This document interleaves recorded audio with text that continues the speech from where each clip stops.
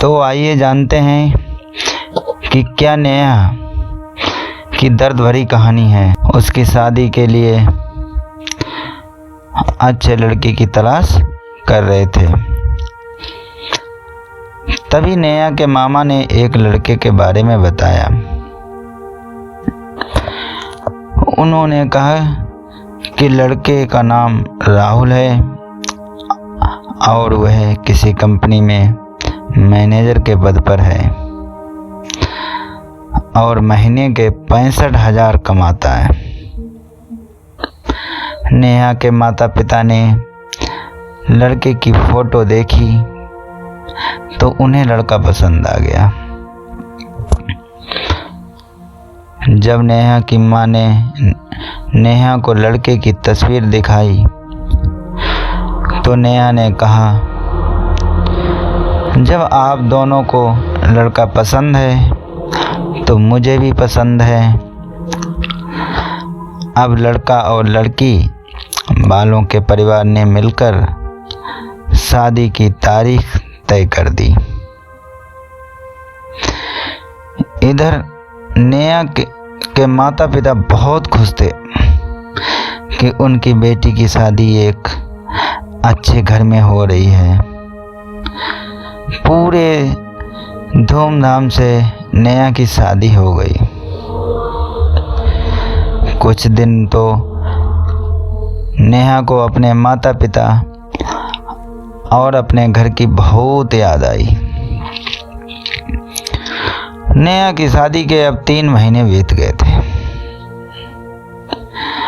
अब उसका पति राहुल पहले जैसा व्यवहार नेहा के साथ नहीं करता था। राहुल नेहा से अब चिड़ा सा रहता था। राहुल अब ना पहले जैसा नेहा को प्यार करता है और ना ही उसकी बातों को मानता। नेहा को समझ नहीं आ रहा था कि वह क्या करे। वह बस रोकर अपने दर्द को कम करने की कोशिश करती थी। एक दिन नेहा को पता चला कि राहुल सिगरेट के पीने के बहाने छत पर जाता है और किसी लड़की से बात करता है। जब नेहा ने राहुल से पूछा कि आप रोजाना छत पर जाकर किससे बात करते हैं, तो इस पर राहुल ने जवाब दिया कि वह मेरे ऑफिस का फ्रेंड है, मैं उसी से बात करता हूँ और तुम अपने काम से मतलब रखो। ज्यादा सीआईडी बनने की जरूरत नहीं है। फिर ऐसे वक्त बीतता गया। अब होली का दिन था। राहुल के कुछ फ्रेंड उसके घर आए थे। सभी ने घर पर पार्टी किया। उस दिन राहुल का एक फ्रेंड थोड़ा ज्यादा ड्रिंक कर लिया था और उसने नशे में नेहा के सामने जाकर कहा, भाभी आप इतनी प्यारी और मासूम हो, फिर भी राहुल भाई दिन भर उस घमंडी मेघा से बात करते रहते हैं। लगता है कि आप राहुल भाई का सही से ख्याल नहीं रखती हो।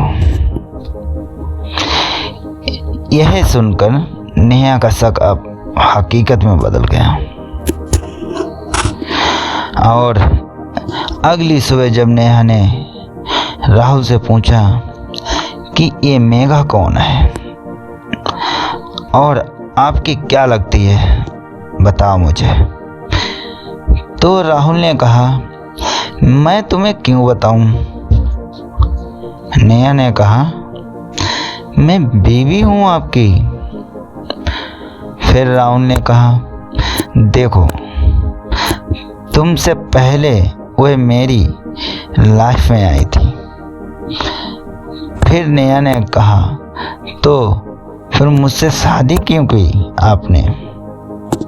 राहुल ने कहा, बस तुम अच्छी लगी इसलिए शादी कर ली। लेकिन फिर नेहा ने गुस्से में कहा, अब तुम देखना मैं उस कमीनी लड़की को कैसे सबक सिखाती हूँ। मेघा को जब नेहा ने कमीनी कहा तो राहुल ने गुस्से में नेहा को बहुत मारा और उसे एक कमरे में बंद कर दिया। नेहा की सास को सब पता था, फिर भी वह अपने बेटे के सामने एक शब्द नहीं बोलती थी। धीरे धीरे शाम को जब राहुल आया तो उसने रूम का दरवाज़ा खोला। उस दिन नेहा की तबीयत खराब थी, फिर भी उसी हालात में उसने खाना बनाया। नेहा ये सारी बातें अपनी माँ को बताना चाहती थी, लेकिन चाहकर भी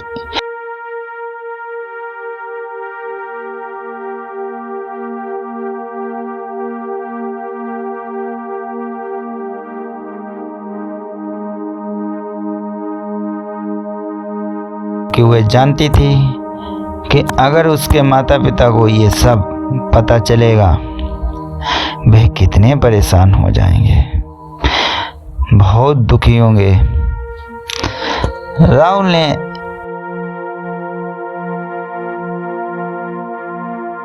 नौकरानी जैसा व्यवहार करने लगा, छोटी छोटी बातों पर उसे मारता पीटता।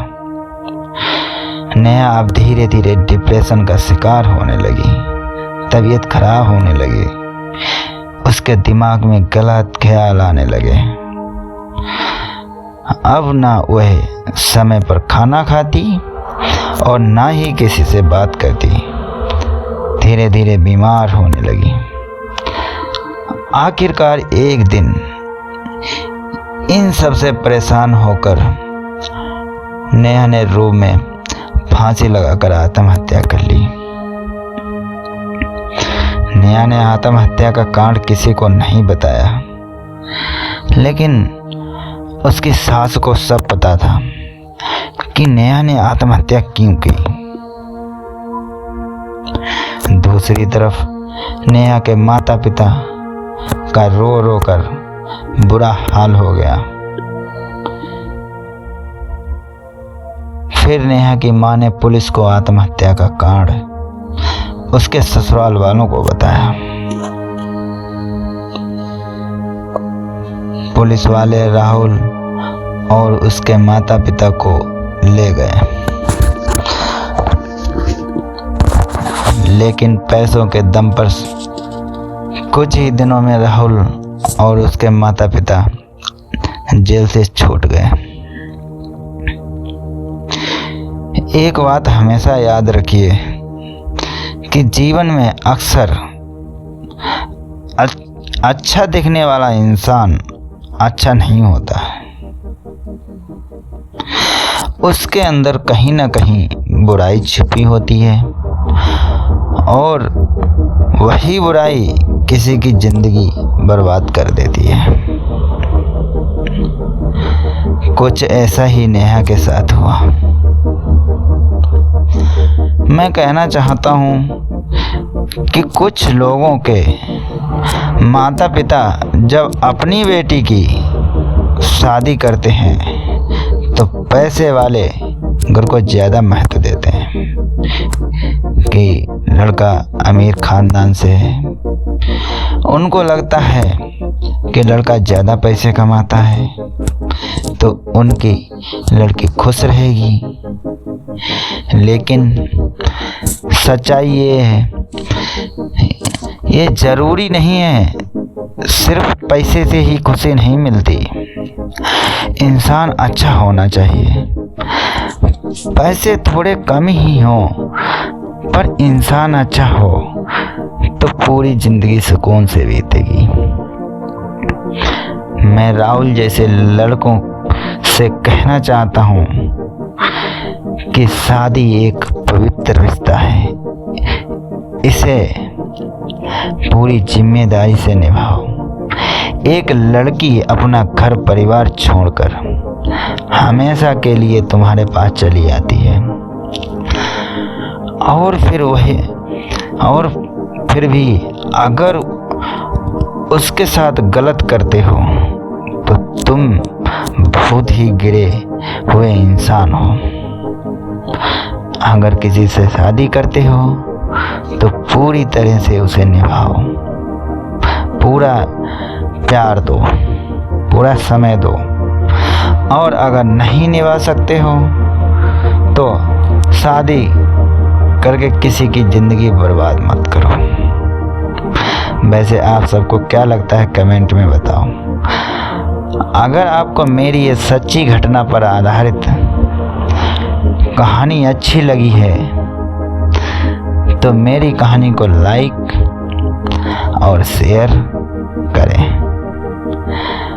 और आप ऐसी ही ज्ञानवर्धक और रोचक कहानियाँ पढ़ने और सुनने के लिए कृपया मेरे YouTube चैनल को सब्सक्राइब करें। धन्यवाद।